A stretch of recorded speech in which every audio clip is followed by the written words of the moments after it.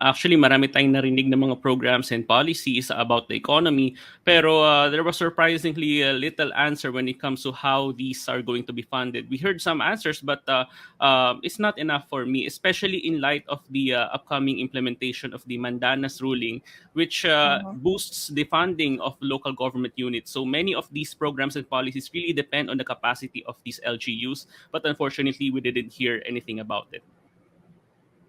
Alam niyo, to be honest, laging sa napapansin ko na trend kay Calio the past weeks and months sa interviews niya, although maganda yung mga programs niya, malinaw at concrete yung mga execution plans niya, minsan yung mga how-tos, laging pina-follow up sa kanya, especially during the DCRH interviews. At kanina napansin ko din, medyo kulang lang ng context explanation on how he's going to um roll out these plans, these platforms, especially the wealth tax. Laging tinatanong sa kanya yun. And until now, as a journalist covering him, ako personally, hindi pa rin ako masyadong nalilinawan, in my own opinion, kung paano niya i-roll out yung wealth tax, especially na gusto niya na 20% yung one-time 20% tax doon sa 250 richest families in the country. So personally, ako medyo nakukulangan pa ako sa rollout. Tinanong din kanina, paano pag yung Congress ay hindi to sinuportahan? Kasi alam naman natin lahat ng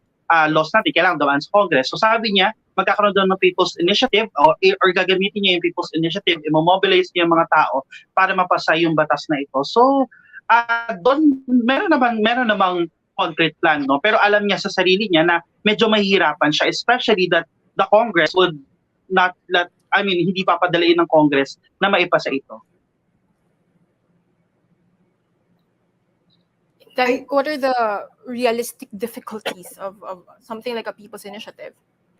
Oh, I can probably speak from direct experience. I was part of the group that tried to have a people's initiative against pork. This was after the Supreme Court decided not sa pork, and then that happened, and then we wanted, okay, let's stop pork once and for all. Hindi lang eh. At the minimum, you have to get 3% of all voters in any district. That in itself is very hard in a country where we know that elite politicians, are lording over districts, no? Ang maganda dyan, if you do succeed, and it passes a referendum, is hindi basta-basta yan mababalik ng mga nasa Kongreso. They cannot repeal or amend that unless may more than 2/3 majority sila. So that is going to have a bigger hurdle to overturn. But it's very, very hard. We didn't even come near any success there. There are some countries, for example, France, Portugal, and Spain, that have experimented with the wealth tax, but they have been met with mixed success. I think it's quite difficult to implement a wealth tax at this point, especially in the next administration. But there are other ways of going about this. For example, you want a more progressive tax system to undo the regressive effects of the train law, for example, in the Duterte administration's tax reform agenda.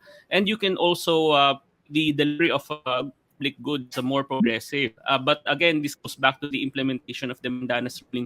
How are you going to make sure that the delivery of basic necessities and services are equitable at the local level?